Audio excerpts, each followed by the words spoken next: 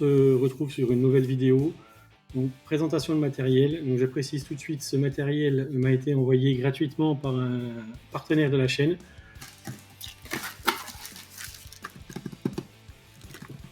Le petit colis, il est là. On va parler de la One Leaf Commander. La One Leaf Commander, qu'est-ce que c'est? C'est un système de vision nocturne que l'on peut adapter sur les lunettes de tir. Donc, pour la chasse, on sait que c'est interdit, mais par contre pour moi, pour aller voir tout ce qui est des animaux la nuit, aller faire un peu de comptage ou quoi aux caisses, ça c'est nickel. Alors déjà, et la protection, c'est bien emballé. Petite mouche basique. On a la garantie, 2 ans, un mode d'emploi en anglais, une chiffonnette, comme tout ce qu'il y a de l'optique, hein, généralement ça fournit de la chiffonnette. Et voilà ce qu'on a. La One Leaf Commander, un rouleau de Chatterton, je vais vous expliquer pourquoi après, les différents adaptateurs en fonction des différentes lunettes, pour gérer le recul, en fait, selon la puissance de votre... vous avez des petites bonnettes comme ça en caoutchouc. Les différents adaptateurs, donc on en a un en 48. On a la petite... oh, sympathique. La petite pochette One Leaf en feutre, tout doux. Un autre adaptateur en 42. Le rouleau de Chatterton. Donc ça doit être la petite protection pour la lumière infrarouge. On a différents joints de rechange, une vis de rechange et les clés pour le montage. Un câble de recharge en USB standard, c'est pas du USB-C. Et la One Leaf. Avec déjà prémonté dessus une autre bonnette. Et déjà en prémonté dessus l'adaptateur pour les lunettes en 45. Donc pour le débloquer, vous avez ici un petit bouton, on l'appuie, on tourne et on l'enlève. Et voici la bête. Alors, on va enlever la petite protection. Donc comment elle se présente? C'est pas compliqué. Vous avez ici l'objectif, donc qui va capter ce que vient de la lunette. La pile, d'ailleurs,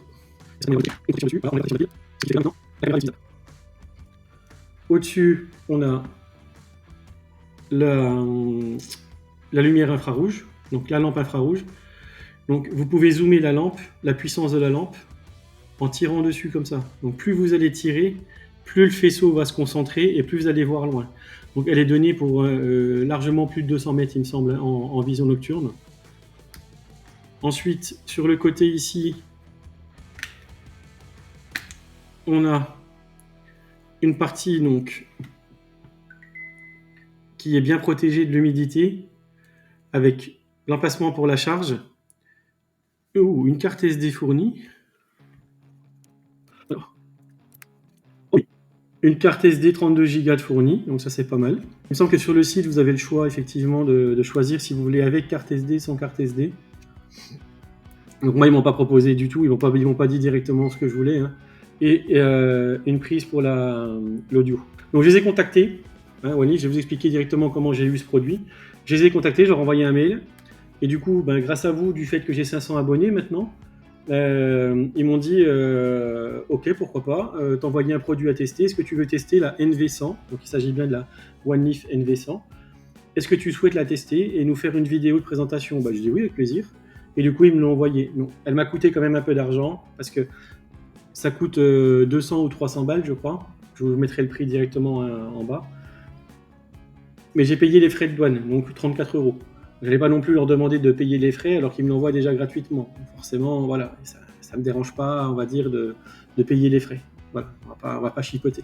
Donc ensuite, ici, vous avez une molette crantée. Voilà, donc ça c'est pour la mise au point. Donc sur la partie lunette. Et là derrière, vous avez une mise au point, pareil. donc de la dioptrie, comme pour une lunette standard, hein. Donc, ce qui va permettre de pouvoir voir l'écran à l'intérieur, l'écran en net. J'essaierai de vous faire des prises d'image de l'écran. Est-ce qu'on va pouvoir le voir ou pas? Donc là, forcément, vous allez voir mon mur. Ce qu'il y a de bien aussi, c'est qu'elle ne fait pas que nocturne. Elle fait aussi diurne. C'est-à-dire que moi, je vais m'en servir, par exemple, pour enregistrer mes vidéos de tir.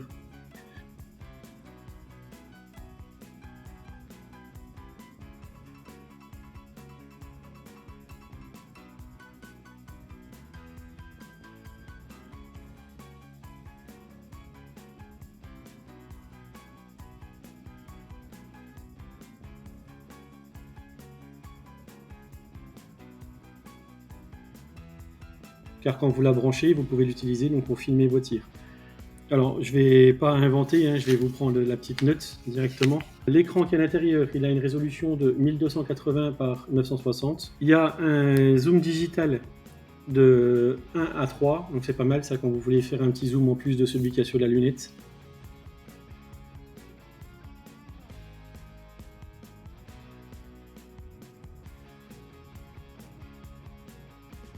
La résolution, donc c'est de la Full HD en 1080p. Elle est donnée donc pour de capter une lumière donc infrarouge à environ 300 mètres voire 328 yards.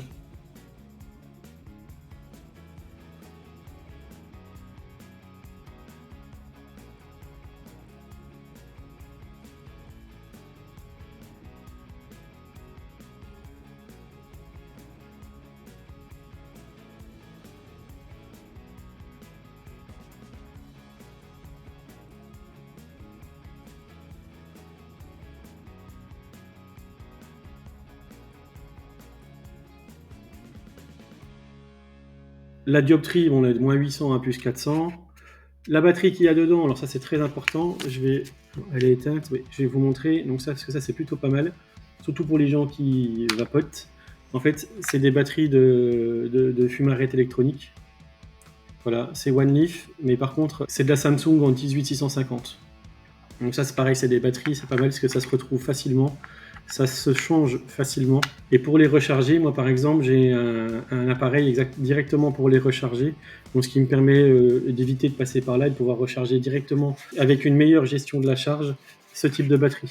La batterie, elle est donnée pour environ 6 heures au maximum. Il y a un micro. Le micro, en toute franchise, j'ai déjà vu des tests, il se trouve ici. Non, il n'est pas génial, hein, le micro, mais bon. Ça a au moins l'honneur d'avoir un micro. Ensuite, vous avez là donc, donc le premier du dessus, c'est le zoom de l'écran. Celui-ci, c'est pour gérer la couleur et pour passer donc en mode nuit. Celui d'à côté, là, c'est le menu. Et pour pouvoir voir vos photos ainsi que vos vidéos. Ça, c'est le zoom numérique qui est en bas. Ici. Là, pour allumer et éteindre, le micro est là. Ce qui est bien, c'est que là, si j'appuie sur le bouton là-haut, donc au-delà, si un appui long, ça zoome, et un appui court, voilà. Vous avez un laser en fait.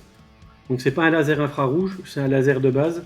Mais ce qu'il y a de bien, c'est que ça va vous permettre quand même de pouvoir voir un petit peu ce que vous visez la nuit. Donc ça, c'est pratique. Le réglage de la dioptrie et les bonnettes. Je vous reprends de suite et je vais essayer de vous montrer un peu les menus.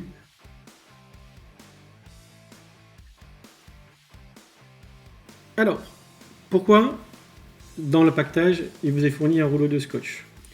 Parce que très souvent, les lunettes, donc là si on prend celle-ci ou alors les Vector là, que vous verrez donc un peu plus tard sur la vidéo quand je vais faire les essais au club de tir, le diamètre ici sur une lunette, on va dire d'entrée de gamme basique ou normale, il est de 44. Et là, si on regarde donc, les adaptateurs qui sont fournis, donc il y en a un de 42, donc celui-ci ça irait peut-être pour une 3940 comme j'ai là-bas, et il y en a un de 45. Donc si je prends celui de 45 et que je le rentre dedans, même si je vais serrer à fond ici, si vous voulez, ça va tourner. Donc en fait, ils fournissent un rouleau de Chatterton, tout simplement pourquoi? Pour pouvoir faire 2-3 tours de Chatterton autour de votre lunette. Donc bien sûr c'est du scotch électricien, donc c'est du scotch, ça laisse pas de traces, ou au pire des cas, de toute façon un petit nettoyage, ça se passe bien. Alors vous prenez votre lunette, vous allez à peu près à un peu plus de la moitié, et là vous faites quelques tours de Chatterton. Bon, ça va pas vous gêner en soi quand vous n'aurez pas branché la caméra dessus, mais au moins ça vous protégera la lunette. Voilà, là j'ai fait quelques tours. Le petit pli important pour les gens qui se rongent les ongles comme moi, on galère avec les scotch. Donc là j'ai fait quelques tours sur la lunette. Ensuite je viens prendre mon adaptateur. Ça force déjà, on voit que déjà là ça force et ça tient sans même mettre la vis. Donc ensuite on prend la clé fournie. Et ici on vient serrer. Donc là je vais pas serrer comme un sagouin, ça sert à rien de toute façon parce que c'est juste pour vous montrer un petit peu le principe. Voilà, donc là vous avez l'adaptateur qui est là sur la lunette. Donc vous pouvez même le laisser, hein, si vous avez l'habitude de tirer avec une seule carabine, vous pouvez le laisser parce que quand on les regarde dans la lunette, on regarde forcément de toute façon avec une distance généralement entre 7,5 et 8 cm. Donc là ça rajoute un tout petit peu. Là, je ne sais pas si vous allez le voir avec le verre, ça rajoute 3 cm ici. Vous prenez votre caméra, vous prenez votre lunette, un quart de tour, vous entendez le clic. Ici c'est verrouillé. Et voilà. Et là, vous avez votre caméra montée sur la lunette. Donc à partir de maintenant, vous pouvez donc utiliser la parallaxe standard. Et une fois que vous aurez la vidéo en route, vous ferez donc la mise au point avec ici. Donc je vais essayer de vous faire quelques vidéos comme ça, histoire de vous montrer un petit peu ce qu'il en est. Et de toute façon, demain je vais au club de tir. Et demain j'essaye une arme de poing d'ailleurs, vous verrez un petit peu plus tard. Je vais essayer ça sur 22 long rifle. Voilà, parce qu'il faut que je vous montre un peu la nouvelle lunette que j'ai montée sur ma 22 long rifle. Et je vous montrerai en même temps la carabine. Donc c'est la T1X, la Tikka. Je vous en parle depuis longtemps, j'ai toujours pas fait la vidéo. Elle va venir bientôt. Et surtout, je vais la monter sur ma nouvelle lunette que j'ai mis aussi sur ma 308. Donc la Vector Orion Pro Max en 6,24 par 50. Et je précise, bon, la lunette, là je vais vous la donner, hein, vous allez la voir sur la vidéo. Sur ma 22 long rifle, j'ai pris, toujours sur Naturabuy et chez Optis, j'ai pris une Vector aussi, je reste chez Vector, parce que pour moi ça a l'air d'être de la bonne qualité, on verra ce que ça donne dans le temps. J'ai pris la Marksman en 6,24-50 pareil, sauf que celle de ma 22 long rifle, elle est en quart de MOA, et la Marksman, elle est en milliradian.